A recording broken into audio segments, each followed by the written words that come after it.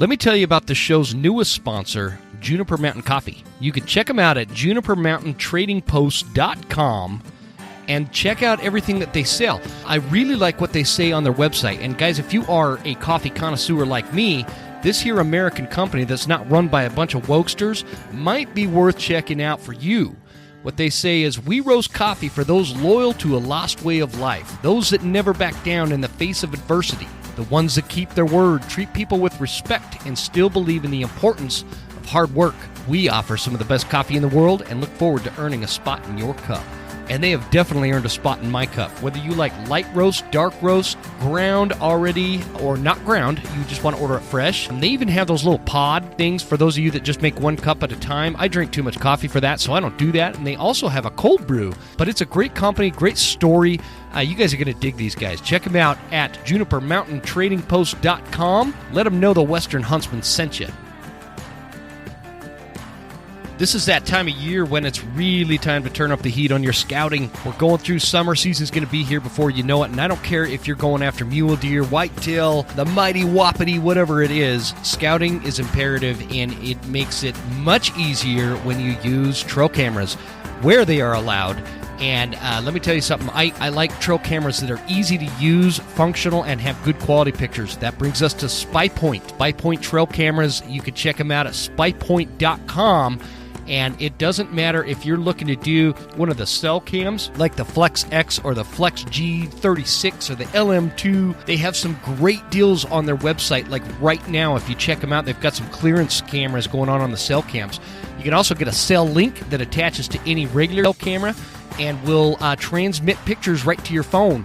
The other trail cameras, if you're way out in the backcountry and don't have phone service out there, the Force Pro S and the Force Pro are my go-to cameras. I absolutely love them. If you guys saw the pictures from this last bear season, they were really high-quality pictures, and they were all done with that Force Pro camera. So check it out, guys, at spypoint.com, and let them know the Western Huntsman sent ya. All right, guys, you guys are going to like this one. Let's kick it off.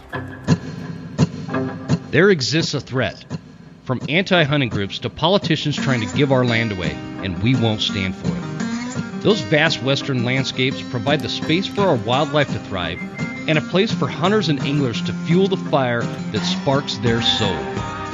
In this show, we share our love of hunting, fishing, and conservation. Here, we provide the foundation to meet these threats through passion and the grit of the American outdoorsman. Welcome to the Western Huntsman Podcast.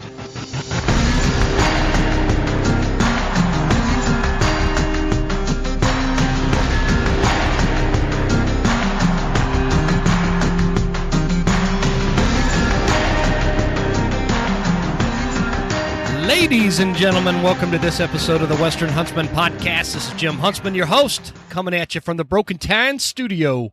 And I am really happy to have you. Today is August 7th. If you are paying attention, I am doing like a recording marathon trying to build up episodes for hunting season. So I don't want to leave you guys hanging like I did last September. And this week, I've got somebody that I've been actually really wanting to get on for a long time. He's like this mountain man that lives up in northeastern Washington, which, if any of you have been there, is some serious raw backcountry kind of living. Right next to North Idaho, and not far from western Montana. They've got wolves, they've got grizzly bears, they've got black bears, they've got a little bit of everything, and so it's just a really cool story. And I've been following him on social media for a long time, so really happy to have him. Ray Livingston, welcome to the show, brother. Well, thank you very much for having me on. I appreciate the opportunity. So I want to actually, let's not do that. Let's kick it off. How about you give us like a snapshot of who you are, where you live, what you do, and we'll kind of go from there. All right. Well, I was born in inner city Portland, Oregon, and after in the late '80s, my dad moved us out into the country, so I lived out in rural Oregon. Outside of the Sandy, Oregon. Oh, okay. And I developed a great relationship with my neighbors, and still one of my best friends in this world. And he had a hunting family, and he got me involved with hunting. My dad and I had fished growing up, but their family really got me involved with hunting and helped me take my first elk with a bow at 14, and I've been hooked ever since.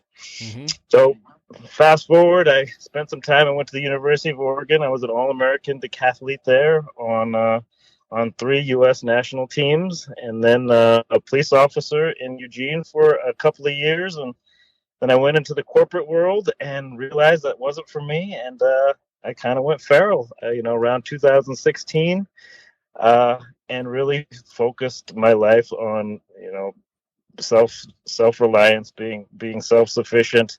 I'm looking at the way that the world is going, and I just, it's hard. I don't want to be part of it.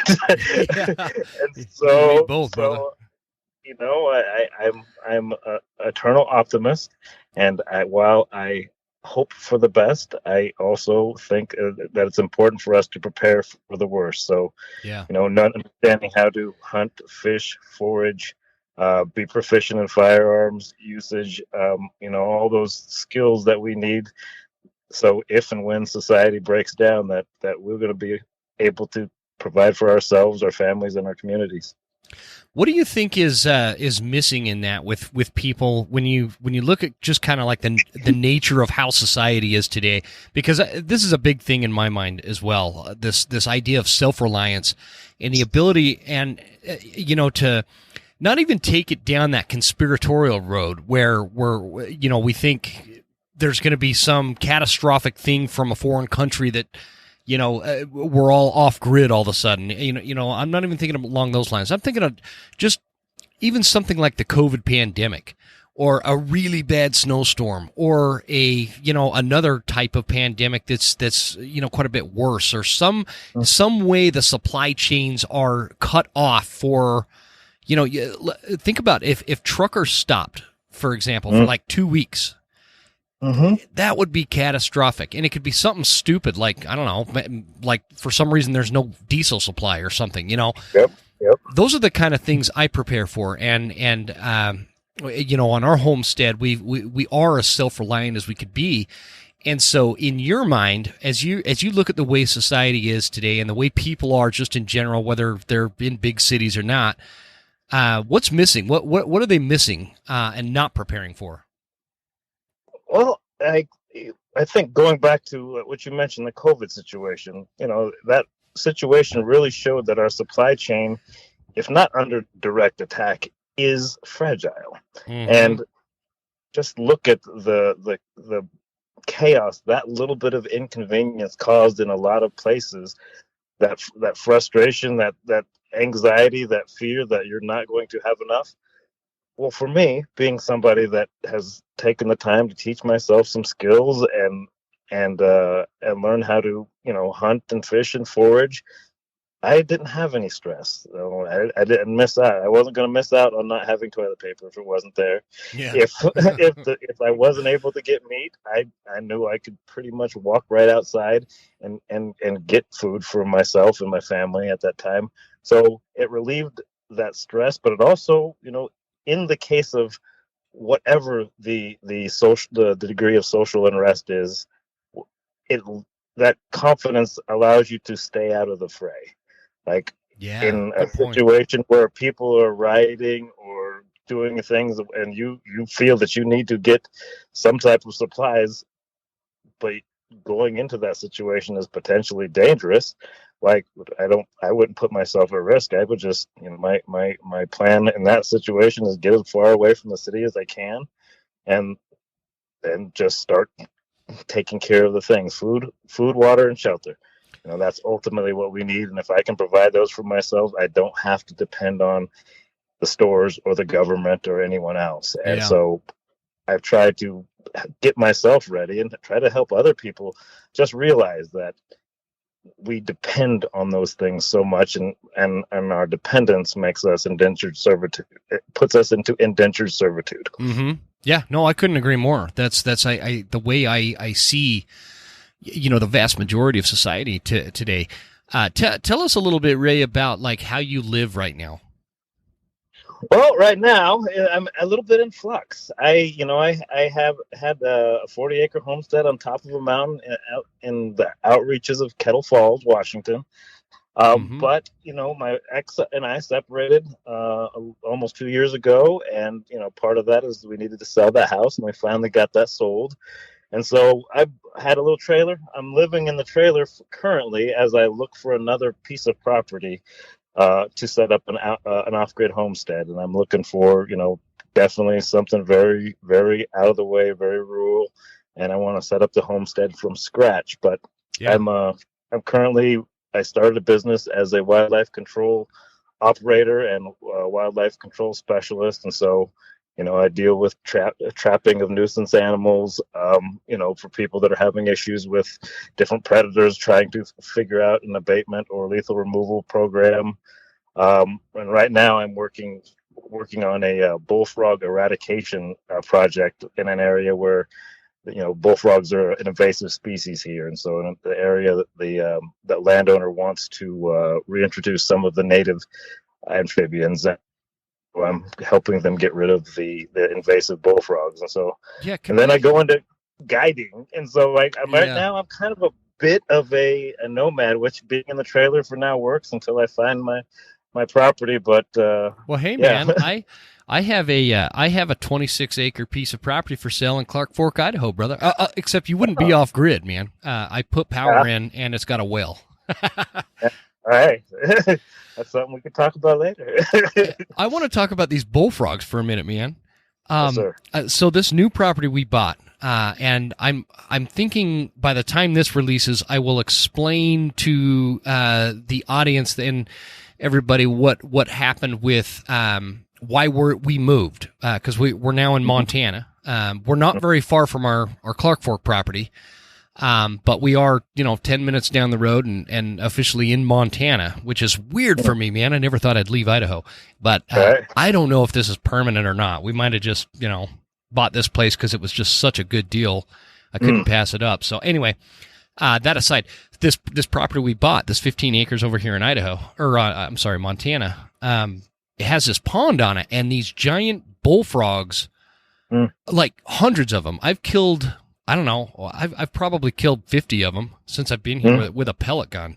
Yep. And that's how I'm hunting them. Is it? So are they the same type of bullfrogs over there? What I was told here, Ray, is like there was some dude that owned a restaurant that was serving frog legs, and then the restaurant went out of business, so he released them all over here in this neck of the woods somewhere, and now we've got this invasive bullfrog all over the place, and they're huge, and they sound like donkeys at night, and they're just insane.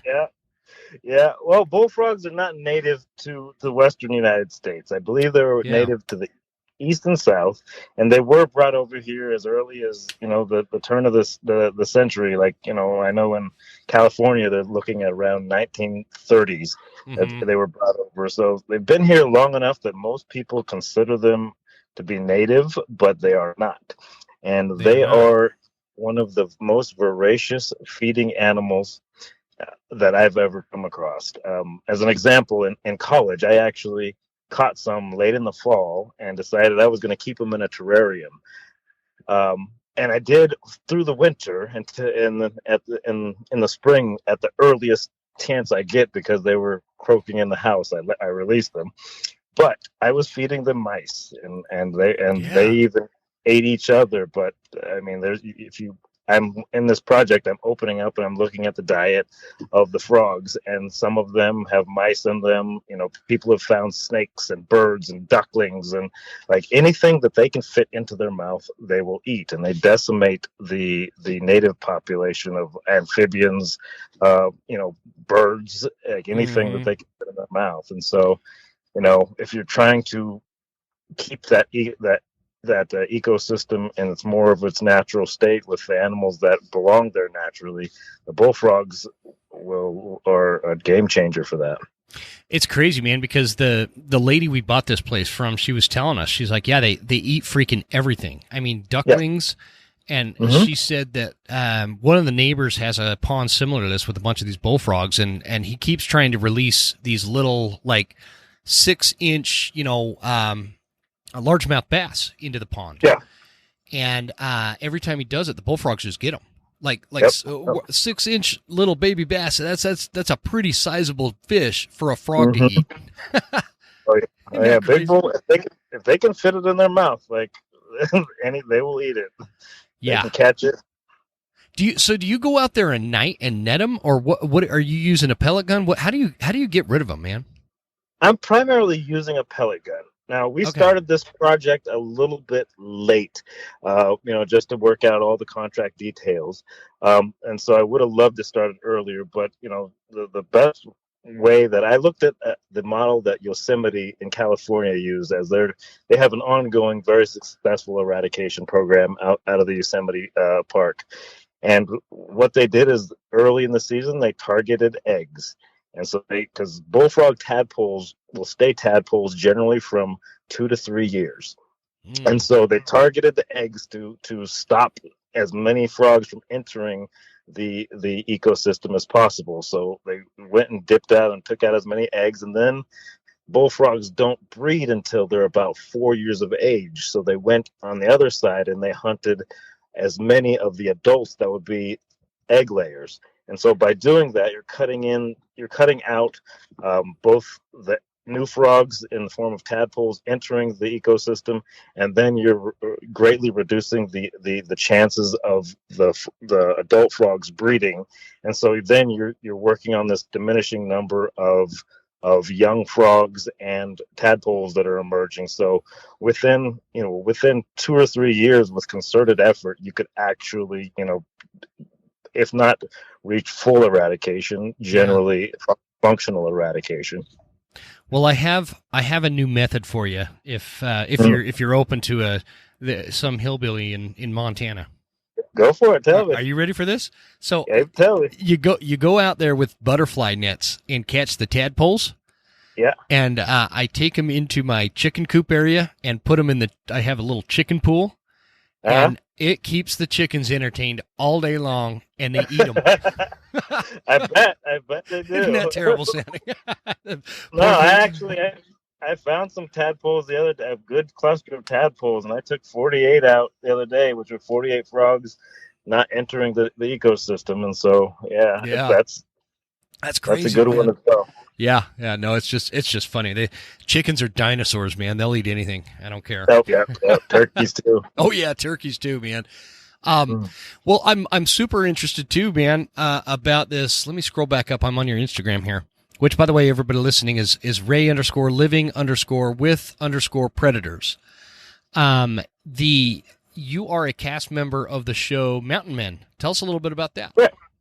Correct. Well, I tripped onto TV. I think 2018. I did the Alone show, and that turned into me doing another show for Nat Geo called Called to the Wild, and then Donnie Dustin and myself had a series, or one season series on USA Network called Mud, Sweat, and Beards, and I never thought anything would come of it. I didn't never ask for it. I just literally, they found me and asked me if I'd be interested in doing some of these things, and I say yes to adventure. And so the most recent one is the Mountain Man show, which for me is really a much more representation, a better representation of the life that I live. I never really considered myself a survivalist. I taught myself survival skills so that I didn't die in the mountains unnecessarily. Mm-hmm. But I was never like a dedicated survivalist. I'm more of a mountain man. I like my guns. I like my chainsaws. I like having heat. Yeah. Heat and meat. Right? I want to be able to, if I don't have those things, I want to be able to survive, but I do appreciate having those things. But in the mountains, it's regardless of what you've got, it's always tough. Even if you've got a very modern house out there, you're going to need to deal with snow. You're going to need to deal with predators. If you have livestock or a farm, there's always something to deal with, and kind of, I love that life. I feel it's a more natural way to live. Sorry, I was drinking water. No problem. The question that like it begs when we're talking about that kind of show and that kind of lifestyle, what do they do? Just like send some dude with a camera and he follows you around while you just do normal things, what you consider normal, right? Right. And filming, like, how does that work? Yeah, well, we, in the weeks before a filming session is scheduled, they kind of give me a call. Hey, what's going on with your life? And I'm like, okay, I'm doing this and this and this, and we kind of look at those what I'm doing, and maybe relative to the current season. If it's hunting, like my episodes are pretty heavy on hunting, and so it's during these hunting seasons, this is what I'm going to be doing this time of the year. And so, yeah, we do make a plan, but what happens in the field is what happens in the field. Sometimes things go great, sometimes they don't go so great. And we make the best of it. But that's just, they pretty much, there's definitely things that you kind of have to, I wouldn't say embellish upon, but you have to kind of plan a little bit more than you normally would, because you have a camera and a film crew, and you're trying to get this story. But what I'm doing in the show and what the other participants are doing, it's true to their life, even if we have to truncate the process a little bit, just to be able to kind of have a beginning, middle, and end to that individual story. So, like, basically what you mean by that is, you're normally going to go out and cut a bunch of wood and split it and stack it, and then another day you're normally going to go out and hunt for an elk or a deer or a bear or whatever. And what you're saying is in order to make it flow with the show, you kind of put them all in one day or 1 week or something like that. Is that kind of what you're saying? Yeah, or it may be a situation where if I'm stacking wood, cutting wood, they're going to film a part of it, and then maybe I cut wood for an hour to get it on film, and then I go off and do something else for an hour. I still need to fill up my wood thing, and so you're not getting me filling up the whole story of me spending a month filling up my wood, but you're getting a snippet, a highlight of what we're doing out there. Gotcha.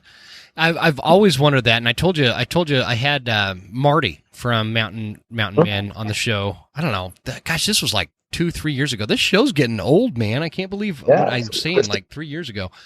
Yeah, this is season 12, or so your show, yeah. Yeah. And so, but this show, Mountain Men, when it first came out, I was like addicted to it, man, because I'm all into this kind of lifestyle.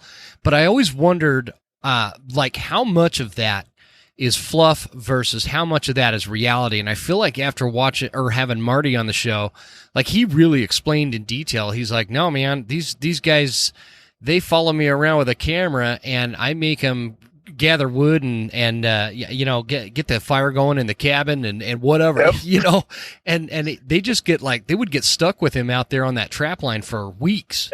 Yep. And so, they're going through it with us. Yeah. So that's interesting stuff, man. Do you like doing that, or what's it like to you? Is it what you thought it would be?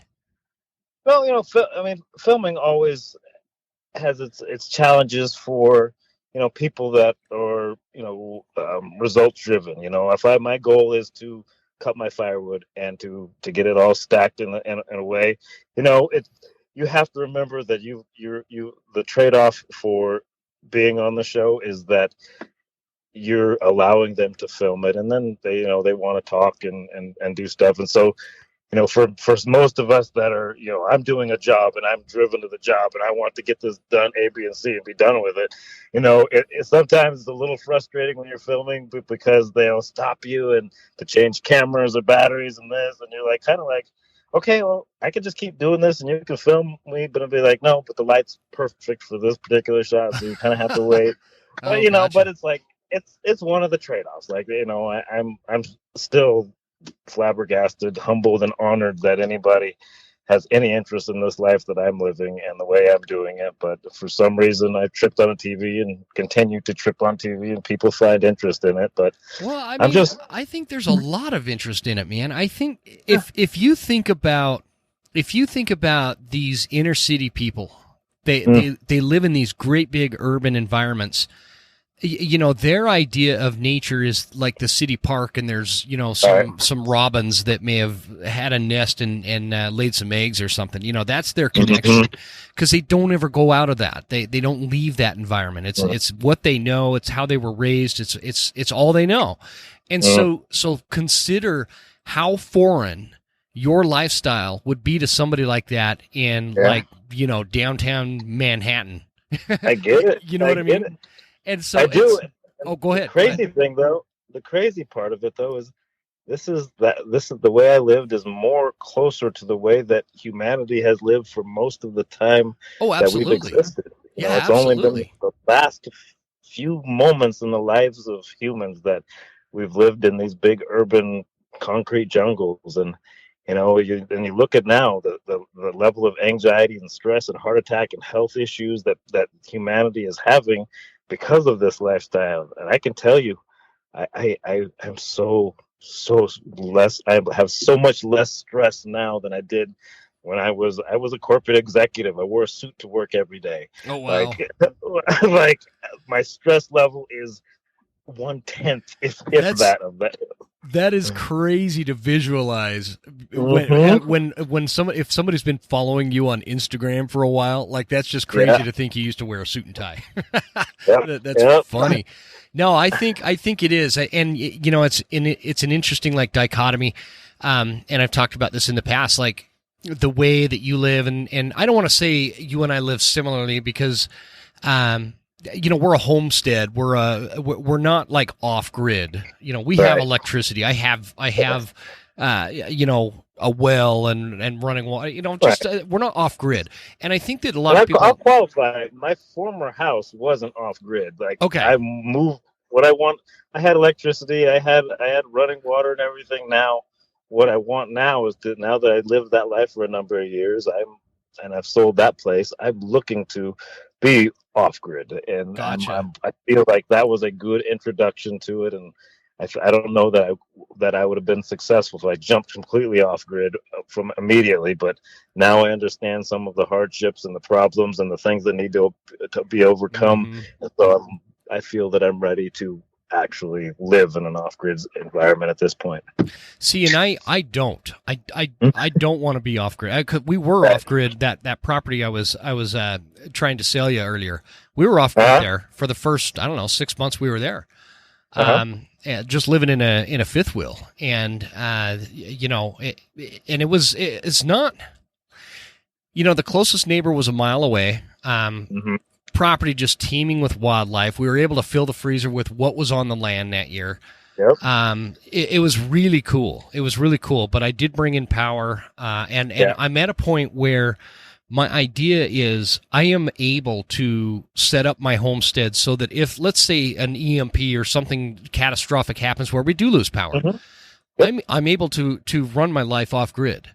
But when I don't have to, I don't want the ass ache. I just don't want to deal with it. And so I hear you on that. And I kind of debated about that in a while, but I manifested some great friends. I got a guy who sets up solar for a tenth of the cost of most stuff. Like, I plan on having lights and I plan on having power. It's just not going to be tied to the government system. There's something to be said for that. I might need to get that guy's name from you. I wonder if he'd come out to my place, because I want to set up a secondary off-grid or not off-grid solar power system on the house, so I don't have to rely on the government power if it's possible. So he's my former neighbor, great guy. He set up my other neighbor's place. I think he set up her system for under $3,500. What do you think is like the biggest misconception that people don't perceive appropriately about this kind of lifestyle that you live? I think that they assume that people are uneducated and do not have skills. Like it takes a lot of skill. You have to be an electrician. You have to be a plumber. You have to be a construction person. You have to be a mechanic. You have to understand the weather and the philosophy, and you have to think ahead about living this lifestyle. It's not a lifestyle that you can move through haphazardly and expect to survive. Yeah. So a lot of people think that people that choose to live this way are just kind of unskilled people when it's far from the truth. But I Like, do you suppose mean they think that you're trying to escape like modern society because you couldn't make it, kind of thing, in modern society? So is that what you're saying? I think that too. so. I think they're thinking it. We live this way because we have no other choice. I feel When like we people live this feel way because we want the freedom yes. that gives us. I couldn't agree more with that. I think people, they have this thing where like they look at us like we're a bunch of hillbillies or something, Mm-hmm. and you know what's interesting is, I've been in the military, I've gone to college, I've like you, I've been in corporate America, that kind of stuff, and the thing that always strikes me is the two, like, what would we call that? Like demographic? I get, like, would military be a demographic? The two, like, demographic groups that I've interacted the most, that seem to have the most wide diversity of philosophical characters, if this is making sense, are the military and the folks that live in this self-reliant, off-grid or homestead kind of lifestyle, mountain man kind of lifestyle. Yep. They're generally deep thinkers.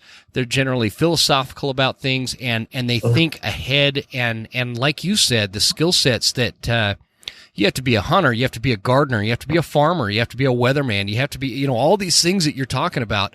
And you can't just be kind of somewhat handy with it. You have to be pretty much an expert at these things in order to survive this life. And I love it. I've been talking about Hoffman boots for a very long time. You guys know that I'm a huge fan of this company. And it's not just the great products that they make. It's the story behind the company and the people that run it. This generational family of shoemakers right here in North Idaho makes some of the best hunting boots and pack boots and lineman boots and all your boot needs right in one place at hoffmanboots.com. For us hunters, I highly recommend the Explorer. And I don't care if you're running in the 6-inch or the 8-inch or the 10-inch. Personally, I love my 8-inch Explorers. They've got the Vibram sole. They are totally waterproof. There's no break-in period. Guys, you can't go wrong with Hoffman boots because you get all that without breaking the bank. So check them out at hoffmanboots.com and use promo code all caps lock Huntsman10 at checkout for 10% off, and find out why I have been wearing my Hoffman boots for years and years. Don't be one of those people that have it in their mind that Savage Arms is the same firearms that your grandpa was running around with 40 years ago. It's not. Big game hunting rifles that you can count on. I love my Savage firearms. I have got the Savage 110 Hunter, and my daughter is pretty happy with this 110 Apex Hunter XP. The AccuTrigger is a really interesting little piece to this firearm, and it's a new piece of technology that if you've never tried one, you should, because it'll make you more accurate. It's a much easier, higher quality firearm than anything else I've got out there, and I've got a lot of firearms, guys, and so if you're in the market for a new hunting rifle, make sure you visit savagearms.com, because I promise you're going to find something that is accurate, easy to handle, easy to use, long range, functional, just a high quality weapon that you could take to the field and have a lot of confidence that when the time comes, you've got that Savage backing you up and you're going to be notching a tag. Check it out, savagearms.com. Let them know the Western Huntsman sent you. Thanks, guys. Yeah, and I love it too. I mean, it's like it gives you, like, I think so much of the anxiety and social unrest that we see is because we are still, relatively small mammals with not a lot of tools. We have a natural fight or flight instinct, and for most people, they don't have any imminent threats. They don't have any deep problems to solve, and so our fears and our anxieties have to latch on to possibilities, and we find ourselves stressed out and angry and upset about things that aren't even reality. In this lifestyle, I do have to worry about whether or not I'll have water for my livestock, or whether or not I've got enough wood for the winter. I've got real stuff to worry about that I can positively affected by my efforts. And so I don't have to stress about whether or not Kim Kardashian and Kanye West are going to make it. I don't have to stress about all these other things. My own personal fears don't latch onto these things and make them personal. Like, I have stuff that I have to work on, and the ability to work on them that calms that stress and allows me to feel good about the way I'm living, and that I'm moving forward and I'm doing the things that I need to survive in the moment. It helps. Like, at this point in my life, I feel like, regardless of what the world throws at me, I can, other than forcing me to live in an urban setting, but Yeah. whatever the world throws at me, I can handle it. And so I don't walk through the world with fear. I walk through happy and comfortable and confident that it doesn't matter what the universe or the world or anybody else throws at me. I'll find a way around it, and I'll find a way to thrive. And that's Well said. priceless. That is priceless. Do you have like a thought as to, you've kind of alluded to it a couple of times, but I like to define like your lifestyle as I guess, I don't know, your lifestyle, the way it is, and the way that you do have these hardships, you do have these things that are very well connected to humanity from a historical sense, right? So I guess one way to say it, the way people live in big cities is way nearer to humanity than the way you live, and this, like, they're the weird ones, man. We're just kind of living the way people have always lived in a lot of ways. I still have internet. I obviously record a podcast. You go on TV. All that kind of stuff. So it's not like we're removed and living like a bunch of hermits or anything. But do you think that what you were just describing, the lack of that primal lifestyle and the lack of some of those more natural hardships, the am I going to have enough wood for the winter? Which, by the way, anybody thinking about doing this, just when you think you've cut enough firewood for the winter, double it. Let's get back. Do you think the lack of that kind of thing and the lack of that strife that is so ancient to human existence is what kind of helps facilitate some of this, like, woke culture and anti-gun ideology and this real leftist, I don't know, weird, bizarre obsession with government control? I don't know if I'm even describing this right. That anti-hunting movement, all of that stuff is all kind of, I put it in this far left basket of goodies. And for me, I try to stay away from the left-right situation. Here's what I think. Sure. Is that people have got this notion that the world should be safe, and that they should feel secure, and because we are small, fearful mammals, we long for that sense of safety and security. In a world where safety and security is an absolute farce, anything and everything can and will happen, and it will. And so, but we've started building the society based on the idea of it being safe and secure, and nobody feeling bad or nobody getting hurt. When that would be the only place in the entire world where that was true. When you look at the natural world, it's brutal. It is absolutely brutal. Totally. Now, I'm not saying that we should, necessarily live like bears do, but at the same token, we have to understand that we cannot create a completely safe environment, and that some people are good people and some people are not good people, and it's incumbent upon the good people to be able to protect themselves and their families and their communities from the people that aren't good people. And we cannot expect anybody else, no matter how much we trust our government, no matter how much we trust our police officers, they're responding after the fact.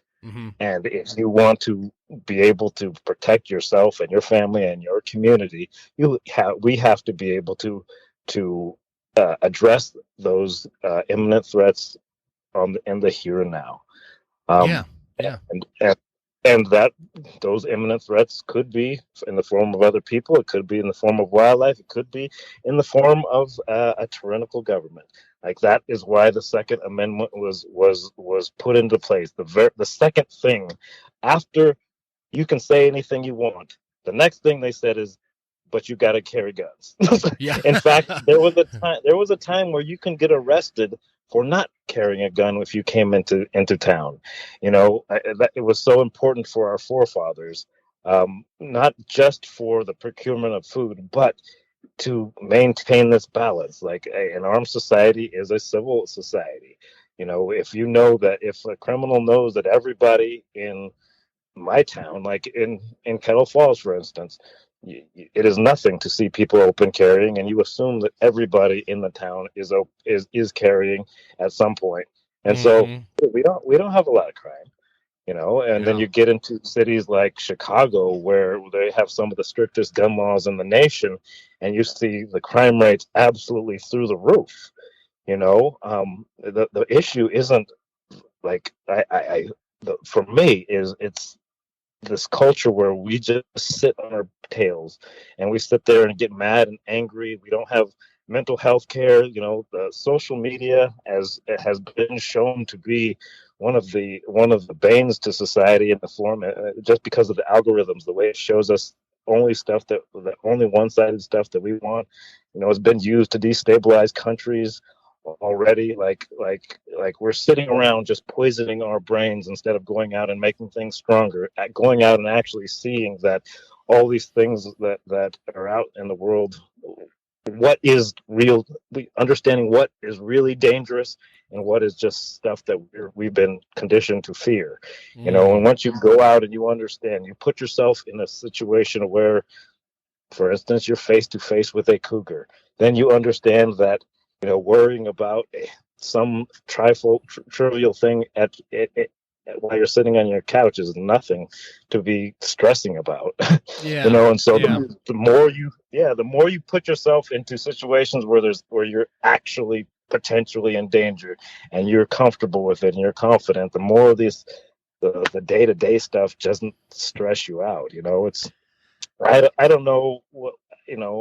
I do my best to try to get people out and to get people to experience that thing. And I think coming from the alone experience, being able to kind of fully disconnect I was out there for 19 days, but to be able to fully disconnect, not, when you're having a bad day here in town, you sit and you may go watch a funny show, or you may go to the bar and have a drink, or or yell with your friends and bitch and complain and kind of work it out and kind of just dismiss your feelings. Whereas when you have some time where you are fully alone without social media, without other forms of entertainment, you have to look inward and you have to deal with your demons, befriend them, and then it just brings to mind what is actually a priority, what is important in life.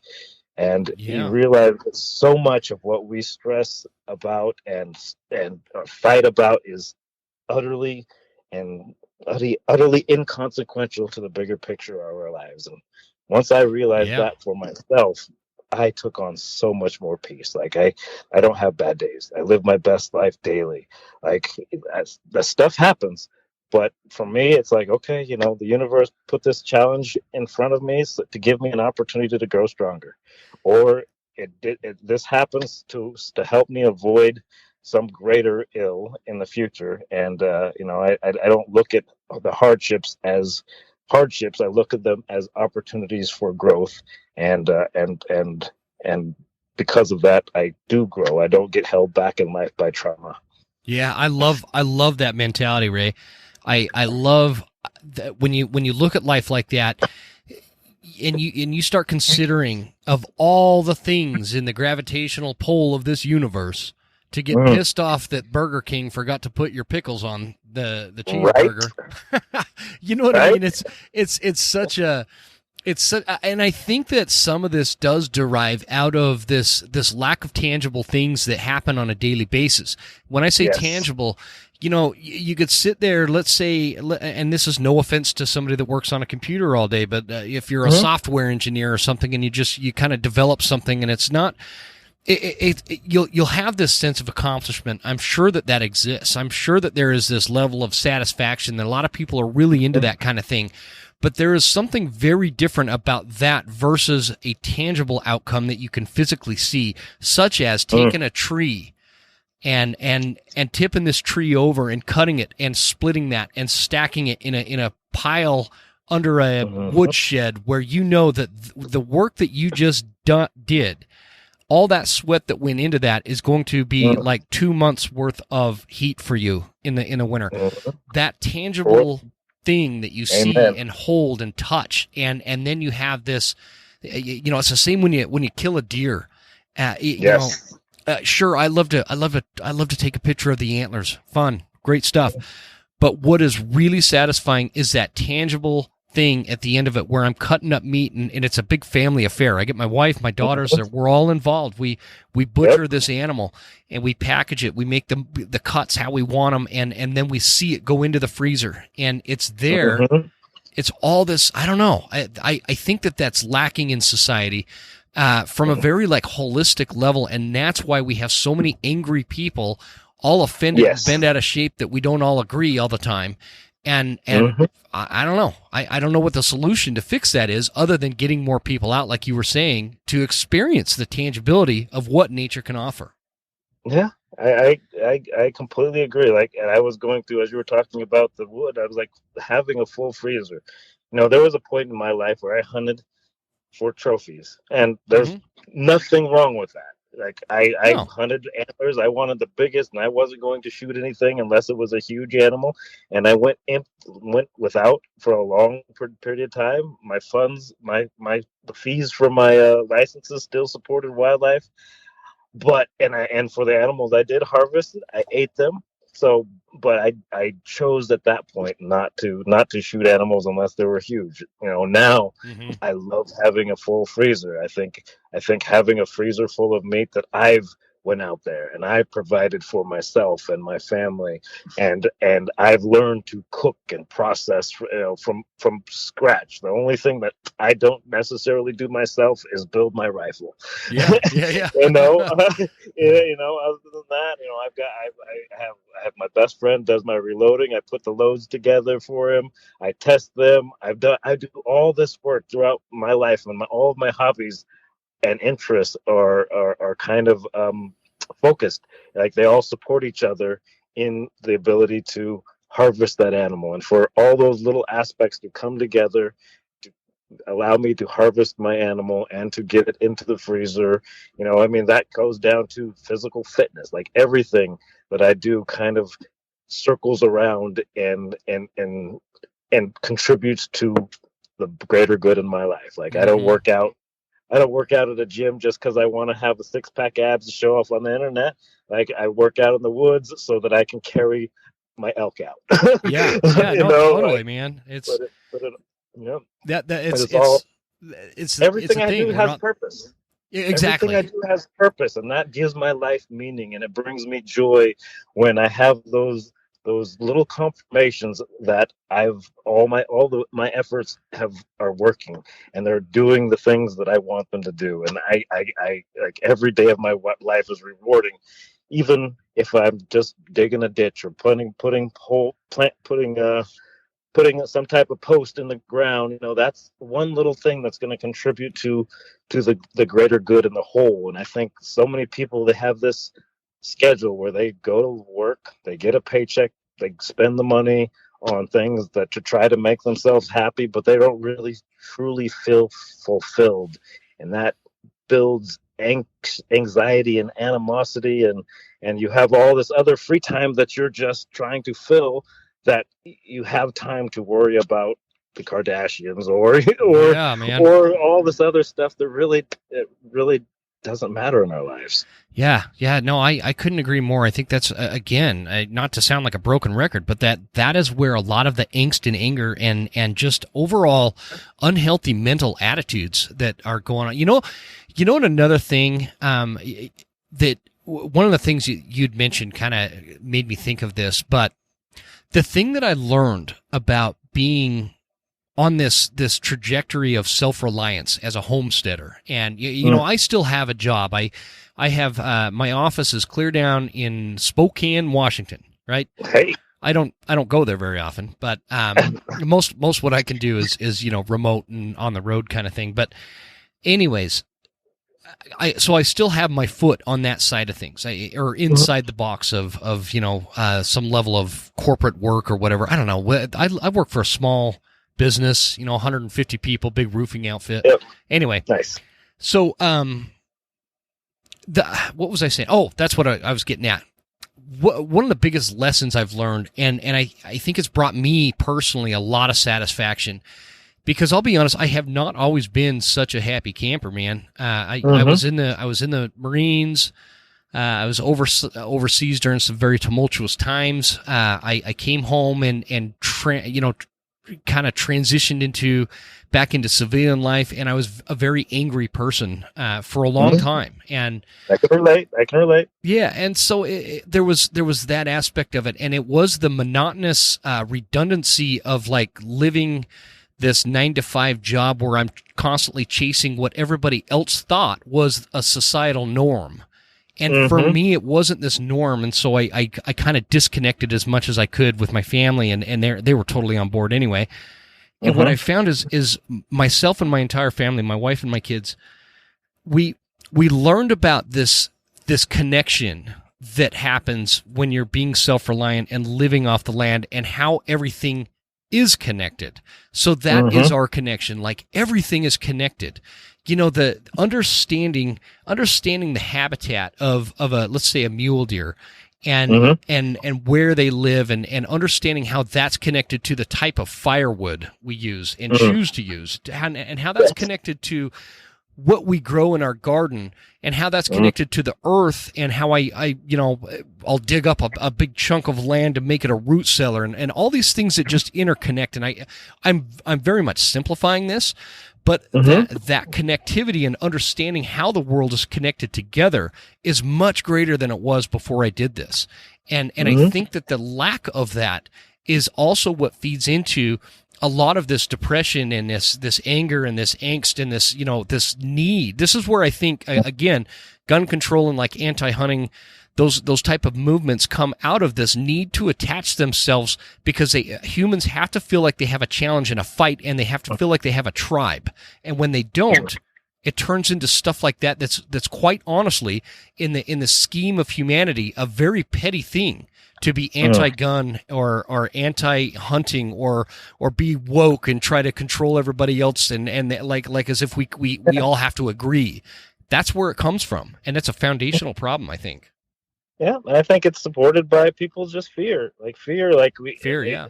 I'm afraid, so something has to change. Yep. And sometimes what has to change is your understanding of the situation. Oftentimes there's nothing to be afraid of, and oftentimes the solutions that people are proposing have nothing to do with the problem, or will have no result on improving the problem.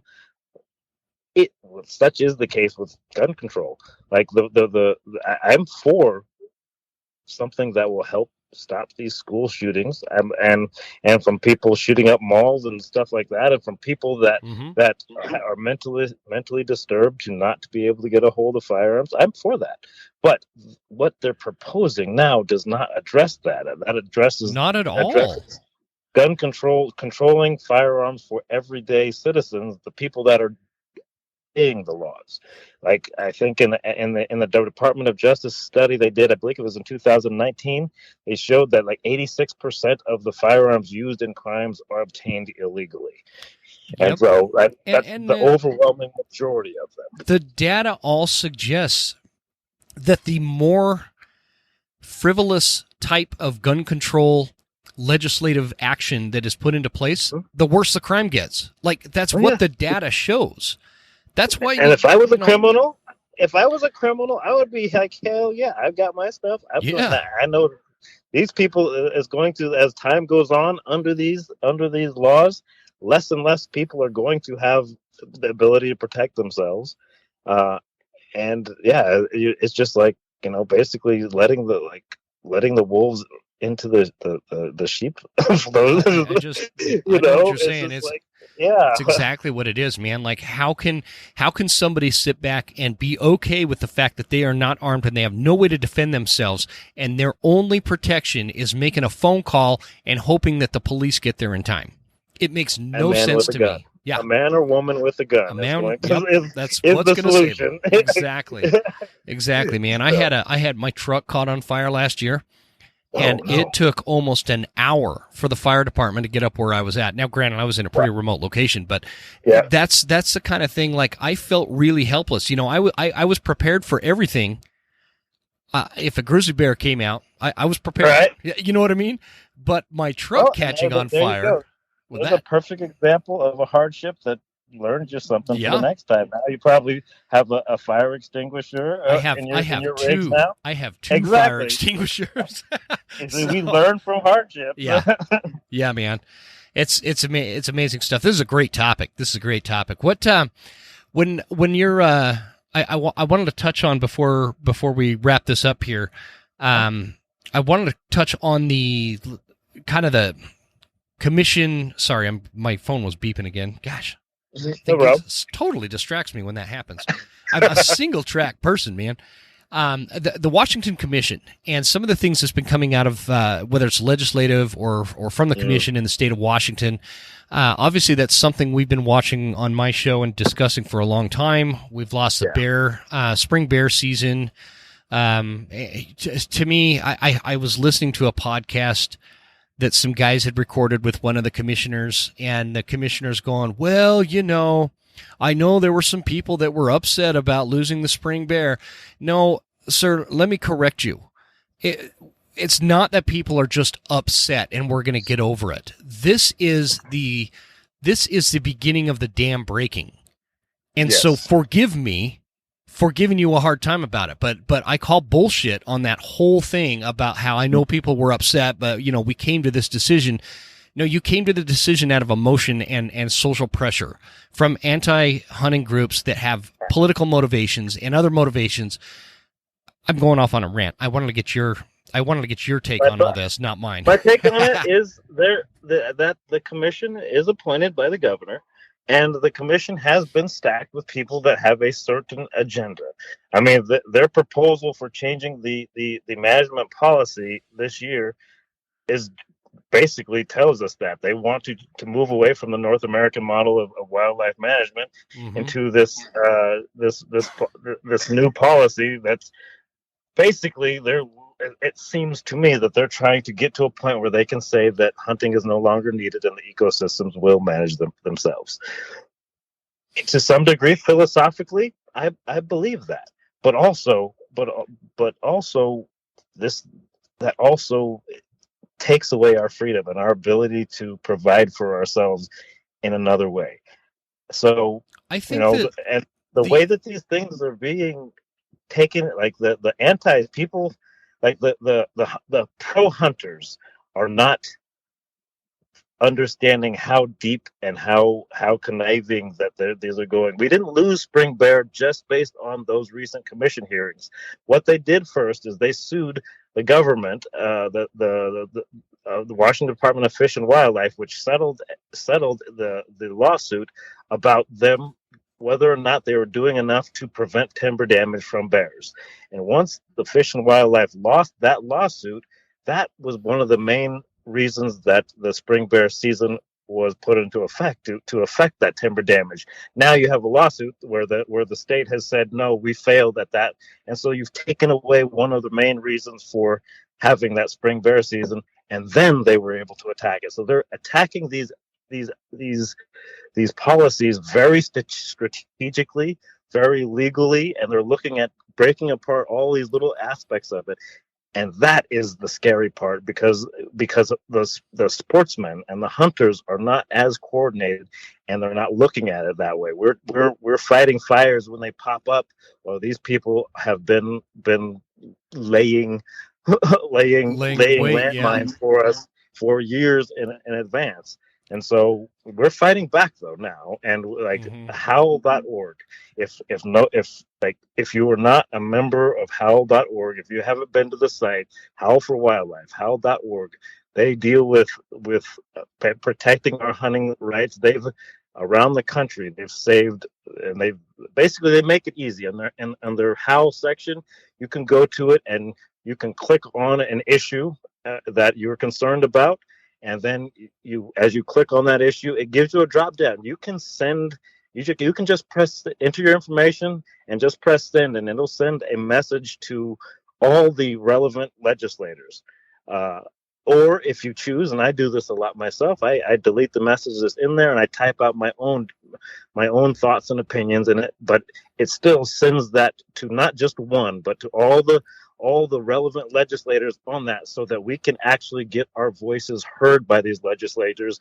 Where most hunters, they will bitch and moan and complain within their groups or on social media, but they're not doing anything that actually helps affect that change, to show people that this is important to us. Bitching on social media doesn't do us any good. Yeah. But the howl.org is a platform that gives us a voice to try to save our hunting rights and save our hunting traditions. And I really implore everybody to become a part of that. I'm doing a fundraiser for howl.org and the Silent Majority Foundation, and I'm one of the national program directors for the First Hunt Foundation. And so I'm doing a fundraiser pretty soon. I'm kind of waiting till after my first episode of Mountain Men airs, so I kind of get the most bang for my buck with that. Yeah, that's a good idea. But I'm putting out something, and I'm raising some money for howl.org. I'm raising some money for Silent Majority Foundation, who has active legislation for against a lot of these firearms laws that are coming into place. And then the First Hunt Foundation, which I'm a national director of, I'm the National Diversity Program Director, which we call Forgotten Rights. But I'm trying to get that program off the ground. We're the largest hunting mentorship organization in the United States. And I'm a member too. Awesome. We got 46. We're now in 46 states. We got over almost 1,100 mentors around. We have a nice youth deer camp coming up at the end of October in northeastern Washington. But we're trying to basically tie these people to save the hunting heritage and get more people involved. And the more people we get involved, even if they don't plan on being like crazy lifetime hunters like us, but to have those skills, to give them those skills to harvest and feed themselves if necessary. But we're trying to push that out. But like those organizations are, some of the ones that are going to help save our hunting tradition, our Second Amendment rights. And we still got a pretty steep fight. Yeah, but, we do. We have a major fight in front of us, Ray, and I think that I like organizations like Howl. I support those kind of organizations. I think there's a place for them. Obviously, the First Hunt Foundation, all that stuff. But getting back to like the anti-hunting movement and where the state of Washington is going, I believe we're at a point where we need a much more aggressive. Like Howl.org is great because it can consolidate one message and get a lot of voices heard, right? The problem is like a legislator, when he gets, 3,000 emails that all say the same message from Howl.org, they're not reading those. No. I feel like what we need to do as hunters and as sportsmen is there needs to be more. And the Washington Commission kind of hid behind this because of the whole COVID thing for a long time. We're only going to do online commission meetings and stuff like that. But if 10,000 hunters in the state of Washington showed up to the next commission meeting, that's what's going to what's going to move the needle. If 10,000 hunters showed up to a legislative meeting where there was any sort of hunting topic involved, that's going to move the needle. And there's a hell of a lot more than 10,000 hunters in the state of Washington. And so like you said, the just being together and being on the same page and quit fighting about who uses what caliber or rifle versus bow kind of argument. All that little nitpicky stuff like we were talking about, how people get so upset over the Kardashians is because they don't have a bigger objective. They don't have something bigger to achieve. And as hunters and sportsmen, we have something bigger to achieve. We have something to protect. And what we have is the history on our side. We have the science on our side. We need to start acting like activists. That's one thing with this commission that I'll say is like we didn't lose spring bear because of the science. Like the fish wildlife, the commission, it has repeatedly ignored the science of the biologists that the Fish and Wildlife Department employs. We pay these people biologists. We pay these people hundreds of thousands of dollars every year. Their turnover rate is through the roof. Our wildlife conflict officers are constantly just slammed with calls, and they tell us that we see the science and it just doesn't feel right, so we're doing something else. There can be nothing more clear than not only this is a totally political issue. Not only are we putting aside the health of the ecosystem and the environment by ignoring the science that these biologists have given us. They're telling us it's purely political right then and there because it doesn't fit their agenda. It doesn't fit our feelings. If they were there to honestly benefit the health of our ecosystems and our wildlife, those things would be that it would be completely objective. It would be based on the science, what our science is telling us. And so what that they said is that they basically want new science that to redefine. They want science that agrees with. They want science that agrees with their emotions. Exactly. And because they're not getting that, they're just going to go with their emotions. And that's a dangerous and slippery slope for any situation where we're talking about the balance of the wildlife, the way that our forests develop, which are dependent, like you said before in the earlier conversation, everything is connected. And if our wildlife is not in balance, neither is anything in the rest of the ecosystem. And the wildlife cannot be. I do not agree with the theory that leaving wildlife alone will create this utopian wildlife management system where they just keep themselves in check. The problem with that entire theory is it's 2023. We have freeways, we have major metro areas that were formerly wintering grounds. We have dammed off reservoirs. We have railroad systems. We have towns around every corner. It's just wildlife management is an absolute necessity, and the best way to do that is through the North American model of wildlife conservation. And we just have to make the general public understand that more, not necessarily make them hunters. And so, I don't know. It's a big mountain, That's a huge point. Don't overlook that.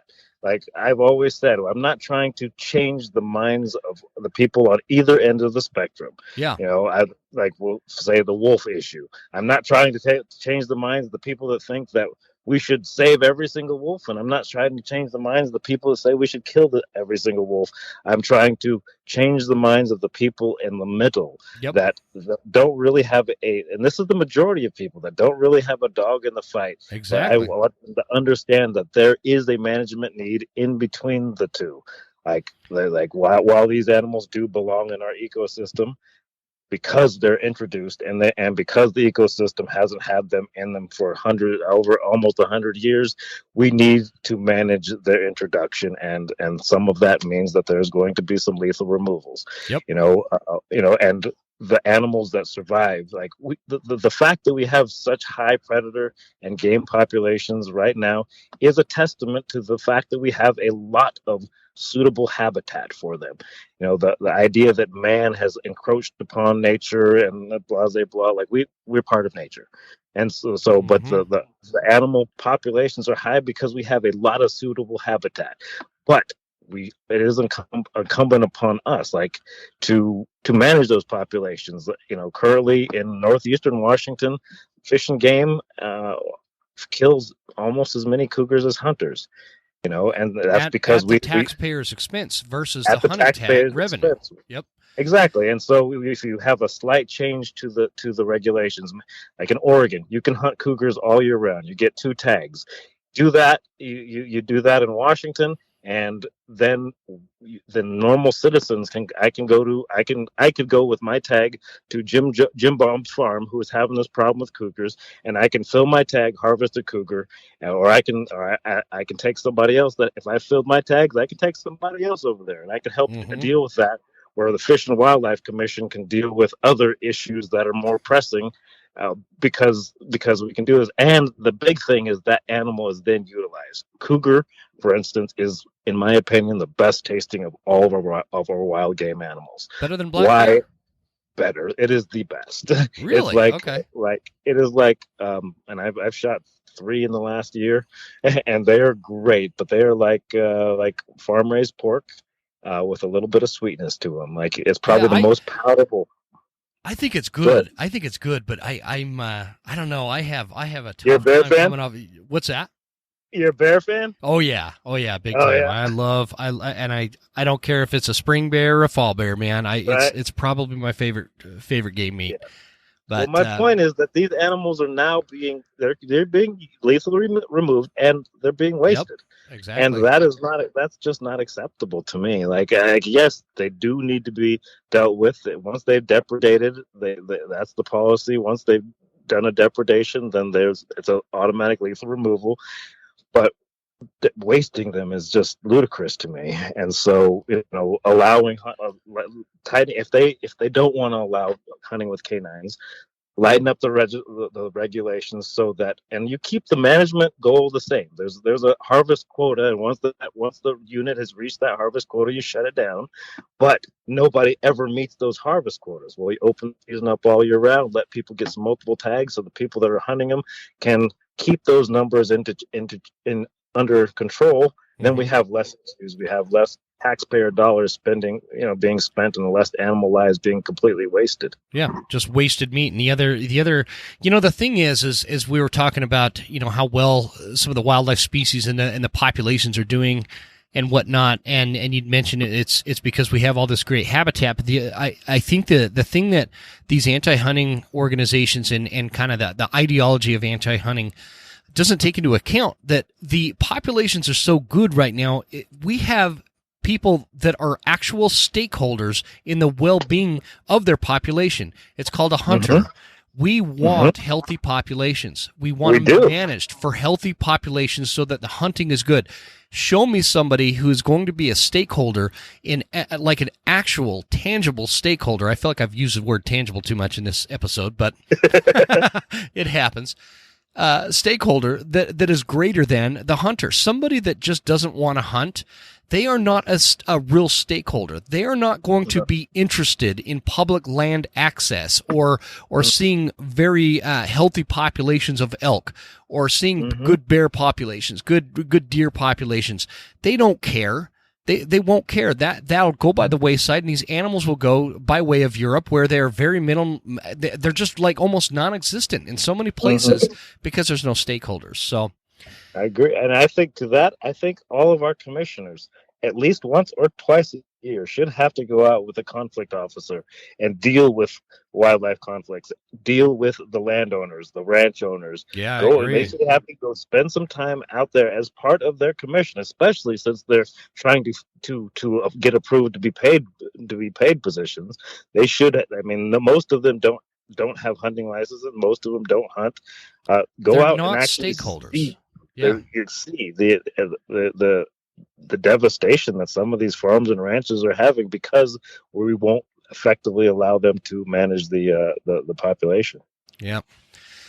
Lots to achieve, lots to talk about, man. We're gonna have to do this again. Amen. I really appreciate you coming on my show. I really enjoyed this conversation, man. That was a lot of fun. Oh, thank you. I enjoyed it myself as well. Yeah, let's seriously, let's do it again. Let's let when does the Mountain Man season come out? So Mountain Man season comes out on Thursday, August 24th. So I'm not sure whether or not I'll be on the first episode of the season, but it comes. The new season opens on the 24th at 8/7 Central on History Channel, And you can, Right I've got on. my YouTube channel is Apex Living with Predators is my YouTube channel, and you type in Ray Livingston for most of my socials, and you'll be able to find me in a few places on Facebook and Instagram. Heck yeah, guys! I encourage you to jump, especially on that. I love your Instagram, man. It's so much fun to follow. I Nice. love the Apex Wildlife Solutions. Yes. Just the concept of that, man. We need Balance. more of that. Balance. That is that. I chose my logo and I chose that name on purpose because it's a balance to be Yes. met. We're not Yes. trying to. We're just trying to maintain the balance. We're not trying to eliminate anything. I love it, and that's such a perfect logo. I would, if you have T-shirts like that, I'll buy one right now because I love the way it is, like the Department of Justice almost, or where you see that scale. You've got the wolf and the ungulate and the hunter, and everything is right there. Wildlife solutions and wildlife management requires everybody and everything to have this kind of stake in it, and that's I think what you're trying to achieve. And so, Amen. Yeah, brother. I really appreciate it, man. Stick on the line for just a minute, but before I hit stop here, I just wanted to let everybody know. I will have your Instagram, your YouTube in the show notes. If you want anything else in there, just let me know, Ray. And you guys check them out. It's going to be a wild mountain men season. If you're a fan of that show, I feel like in terms of like reality shows and this type of lifestyle, it's one of the more authentic ones. And you can really learn a lot from it too. So definitely, yeah. So Ray, thanks again, man. This was a lot of fun, brother. My pleasure. We'll have to do it again. Yes, sir.